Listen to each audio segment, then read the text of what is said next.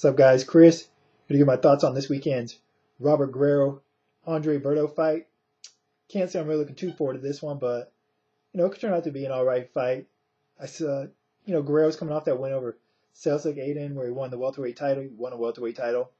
Berto hasn't fought in a while. Last time he was in the ring, he got a fifth round stoppage over John Zavic. He was supposed to fight Ortiz, and then I believe he either got injured or failed the drug test, one or the other.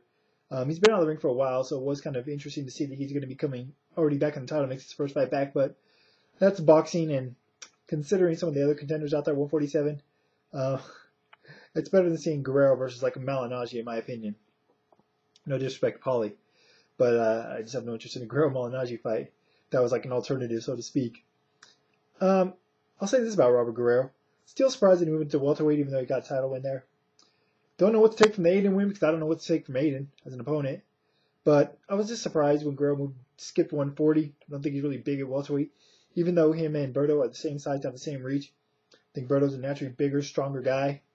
More powerful, faster. Guerrero has improved. Early on in his career, I didn't think he would develop into as good of a boxer as he is. Definitely uses that jab effectively.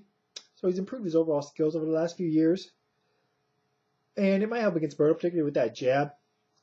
But even though Berto's been out of the ring for quite a while now, I still think he's the better of the two, particularly at this weight.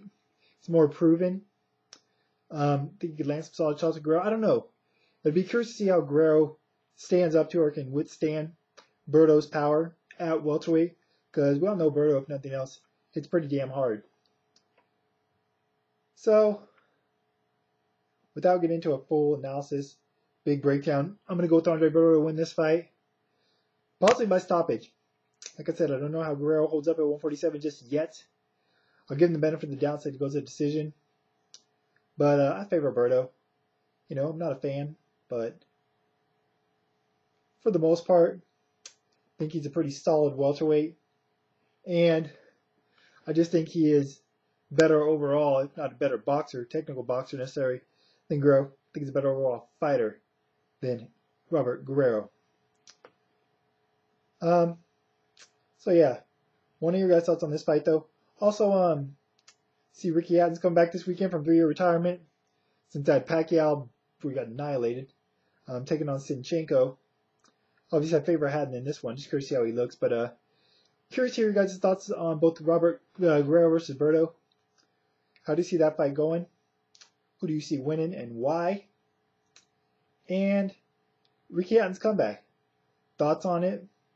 How do you think he'll look after 3 years off and blowing up in weight, having some alcohol and drug issues? And if you think he's going to win this fight, what do you expect of his return? Do you think he can make a run at 147? Do you think he's just it's going to be a futile comeback despite no names, or do you think he can actually get back in the title mix? That's it for now. Everything Science Finds related, as well as my Twitter. Links in the information part of it as always. Till next time, I'm out.